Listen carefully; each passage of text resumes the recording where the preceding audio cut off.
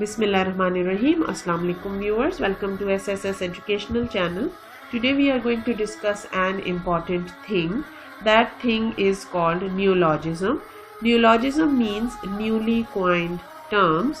Neologisms are newly coined terms, words or phrases that may be commonly used in everyday life. Neologism क्या है? Neologism वो नए अल्फाज हैं जो हर साल डिक्शनरी में ऐड होते हैं और वो फ्रेजेस भी हो सकती हैं, अल्फाज भी हो सकते हैं, टर्म्स भी हो सकती हैं। तो आइए कुछ नए अल्फाज सीखते हैं। The first one is hangry. The word hangry is a combination of hungry plus angry. Hungry and angry specially when the anger is induced by the hunger.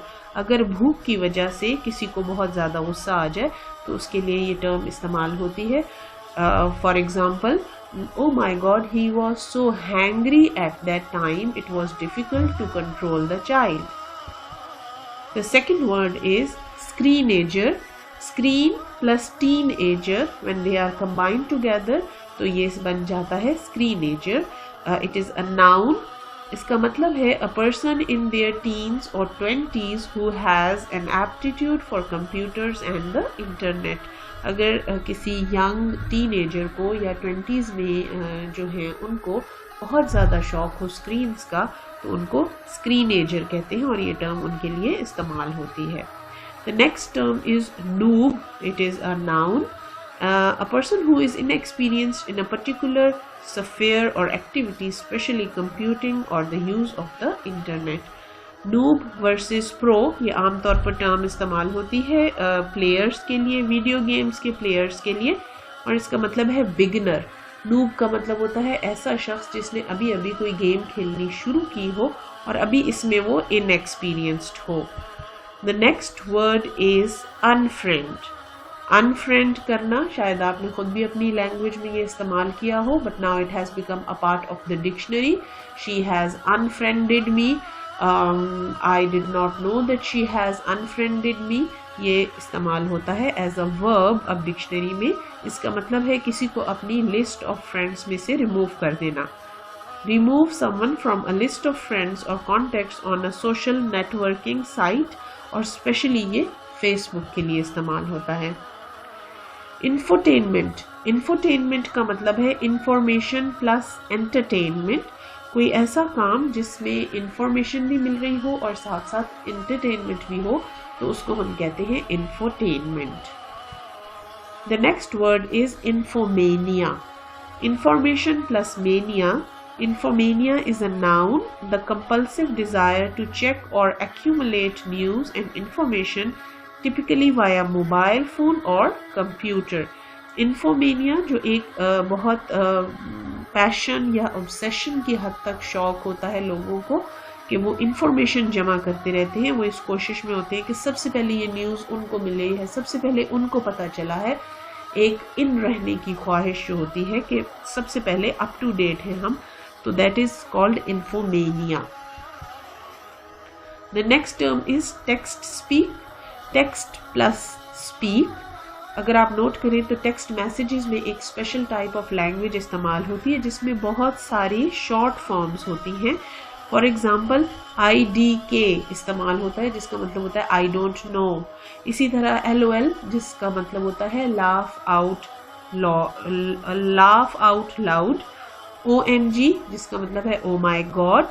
तो वो वाली language, the language regarded as characteristic of text messages consisting of abbreviations, acronyms, initials, emoticons, तो उसको हम कहते हैं text speak. ठीक है, जैसे थैंक्स की जगह THX इस्तेमाल हो जाता है. जैसे अब आपके सामने ये ब्रैकेट्स में लिखी हुई है what happens when you right like this. अब आप देखिए तो इसमें सबकी स्पेलिंग फ़र्क है.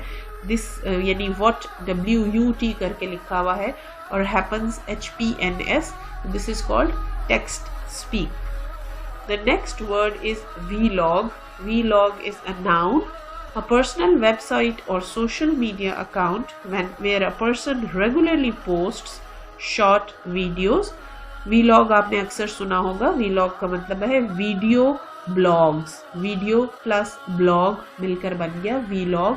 जब वीडियो की शक्ल में लोग मुख्तलिफ अपने कोई ट्रैवलॉग्स बताते हैं या कहीं का कोई सफ़र बताते हैं या कोई घर का रूटीन बताते हैं, तो it is called vlog. The next word is fatberg. Fatberg is a noun, और ये किस तरह से बना, फैट प्लस आइसबर्ग मिलकर बन गया फैटबर्ग।